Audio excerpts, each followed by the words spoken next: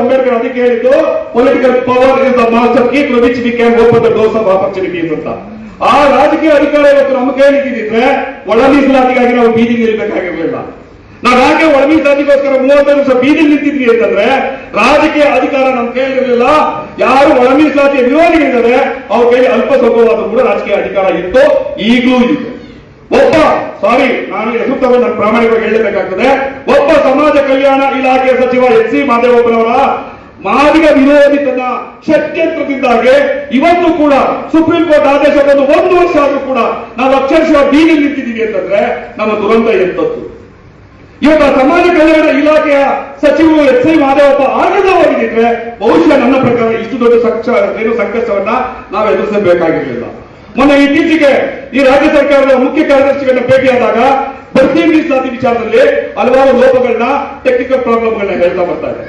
ಆ ಲೋಪಗಳನ್ನ, ಟೆಕ್ನಿಕಲ್ ಪ್ರಾಬ್ಲಮ್ಗಳನ್ನ ನಾಗಮೋಹನ್ ಸಾಹೇಬರ ವರದಿ ನಿಮ್ಮ ನಿವಾಸಿಲ್ವಾ? ನಾಗಮೋಹನ್ ಸಾಹೇಬರ ವರದಿಯಲ್ಲಿ ಆ ಪ್ರಾಬ್ಲಮ್ ಹೇಗೆ ಸಾಲ್ವ್ ಮಾಡಬಹುದು ಅಂತ ಹೇಳಿಲ್ವಾ? ಆ ಮುಖ್ಯ ಕಾರ್ಯದರ್ಶಿಗಳು ಹೇಳ್ತಾರೆ ಮತ್ತೊಮ್ಮೆ ನೌಕರರ ಸರ್ವೆ ಆಗ್ಬೇಕು, ನೌಕರಿಯಲ್ಲಿ ಯಾವ್ಯಾವ ಜಾತಿಯವರ ಪಾಲು ಎಷ್ಟೆಷ್ಟಿದೆ ಅಂತ ನೋಡ್ಬೇಕು, ನೋಡಿದ ಮೇಲೆ ಮಾತ್ರ ಬಡ್ತಿನಲ್ಲಿ ಮೀಸಲಾತಿ ತರಕಾಗುತ್ತೆ, ಇಲ್ಲವೇ ಆಗಲ್ಲ, ಅದಕ್ಕೊಂದು ಸರ್ವೆ ಆಗ್ಬೇಕು. ಆಗ ನಾಗಮೋಹನ್ ದಾಸ್ ಅವರು ಮಾಡಿದ ಸರ್ವೆನಾ ಅಥವಾ ಮತ್ತೇನು? ಚೌಕಬರ ಆಟ ಆಡಿದ್ರು ಅವರು.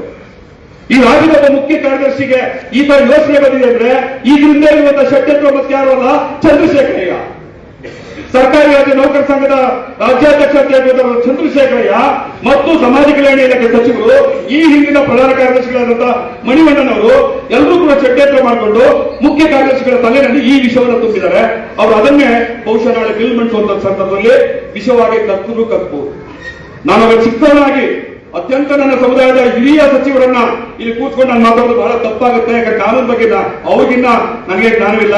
ದಯವಿಟ್ಟು ನಿಮ್ಮೆಲ್ಲರೂ ಕೈ ಮುಗಿದೋದು. ನನಗೆ ಒಂದು ಆಸೆ ಇದೆ, ನಾವು ಯಾವುದೇ ಒಂದು ಕಾರ್ಯಕ್ರಮವನ್ನು ಮಾಡುವಾಗ ಒಂದು ಬ್ಯಾನರ್ ಅಲ್ಲಿ ಬಾಬಾ ಸಾಹೇಬ್ ಅಂಬೇಡ್ಕರ್ ಅವರ ಫೋಟೋವನ್ನ ಪರ್ಮನೆಂಟ್ ಆಗಿ ಹಾಕ್ತೀವಿ. ನಾವು ಯಾವುದೇ ಬ್ಯಾನರ್ ಅಲ್ಲಿ ಜಗಜೀವನ್ ರಾಮ್ ಅವರ ಫೋಟೋವನ್ನ ಪರ್ಮನೆಂಟ್ ಆಗಿ ಹಾಕಿ ಹಾಕ್ತೀವಿ. ನಾವು ಯಾವುದೇ ಒಂದು ಬ್ಯಾನರ್ ನಲ್ಲಿ ನಮ್ಮ ಪ್ರೊಫೆಸರ್ ಬಿ ಕೃಷ್ಣಪ್ಪ ಅವರ ಫೋಟೋವನ್ನ ಪರ್ಮನೆಂಟ್ ಆಗಿ ಹಾಕಿ ಹಾಕ್ತೀವಿ. ಇನ್ನು ಮುಂದಿನ ದಿವಸದಲ್ಲಿ ನಾಳೆ ಐತಿಹಾಸಿಕವಾದ ಆಗಬಹುದಾದಂತಹ ದಿವಸ, ನಾಳೆ ನಮ್ಮ ಮುನಿಯಪ್ಪ ಸಾಹೇಬರು ತೆಗೆದುಕೊಳ್ಳುವಂತಹ ನಿರ್ಧಾರ ಅಥವಾ ಕಠಿಣ ನಿರ್ಧಾರ ಅಥವಾ ಕಠಿಣ ನಿರ್ಧಾರ ಅವರು ದಯಮಾಡಿ ಅರ್ಥ ಮಾಡ್ಕೋಬೇಕು.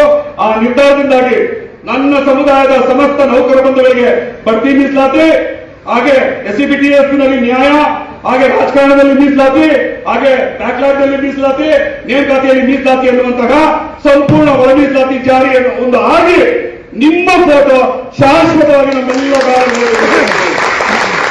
ನಿಮ್ಮ ಫೋಟೋ ಶಾಶ್ವತವಾಗಿ ನಮ್ಮ ಬ್ಯಾನರ್ಗಳಲ್ಲಿ ನಾವು ಯಾವತ್ತ ಬಾಬಾ ಸಾಹೇಬ್ರನ್ನ, ಜಗಜೀವನ್ ರಾಮ್ ಅವ್ರನ್ನ ಮತ್ತೆ ಪ್ರೊಫೆಸರ್ ಬಿ ಕೃಷ್ಣಪ್ಪ ಅವರ ಫೋಟೋ ಹಾಕಿದ್ದೀವಿ ಅಂತಂದ್ರೆ ಮಸ್ತಿಯೇ KS ಮುನಿಯಪ್ಪ ಸಾಹೇಬ್ರ ಫೋಟೋ ಇರಲೇಬೇಕು ಅನ್ನೋ ನಿರ್ಧಾರ ನಾಳೆ ಹಾಕಬೇಕಾಗಿದೆ. ನಾಳೆ ನಿಮ್ಮ ಮೇಲೆ ಖಂಡಿತವಾಗಲೂ ಕೂಡ ಒಳ ಮೀಸಲಾತಿಯ ವಿರೋಧಿ ಶಕ್ತಿಗಳು ಆ ಮೀಟಿಂಗ್ ಅಲ್ಲಿ, ಆ ಕ್ಯಾಬಿನೆಟ್ ನಲ್ಲಿ ತಮ್ಮ ತತ್ವವನ್ನು ತೋರ್ಬೋದು, ತಮ್ಮ ದೌರ್ಜನ್ಯವನ್ನು ಮಾಡಬಹುದು, ತಮ್ಮ ವಿಷಯವನ್ನು ಕಕ್ಕಬಹುದು. ಆದ್ರೆ ನಿಮ್ಮ ಹಿಂದೆ ಕರ್ನಾಟಕದ 40 ಲಕ್ಷ ಜನ ಇದ್ದೀವಿ.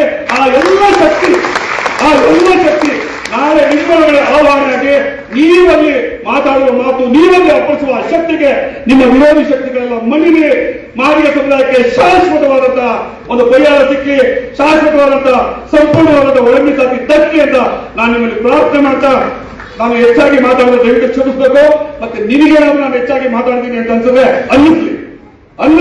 ಯಾಕೆ ಅಂತಂದ್ರೆ ಮಾದಿಗ ಸಮುದಾಯ ಇಲ್ಲಿವರೆಗೂ ಎಚ್ಚೆತ್ತಿಲ್ಲ, ಮಾದಿಗ ಸಮುದಾಯ ಜಾಗೃತವಾಗಿಲ್ಲ, ಮಾದಿಗ ಸಮುದಾಯ ರಾಜಕೀಯವಾದಂತಹ ಪ್ರಜ್ಞಾವಂತಿಕೆ ತಗೊಂಡಿಲ್ಲ.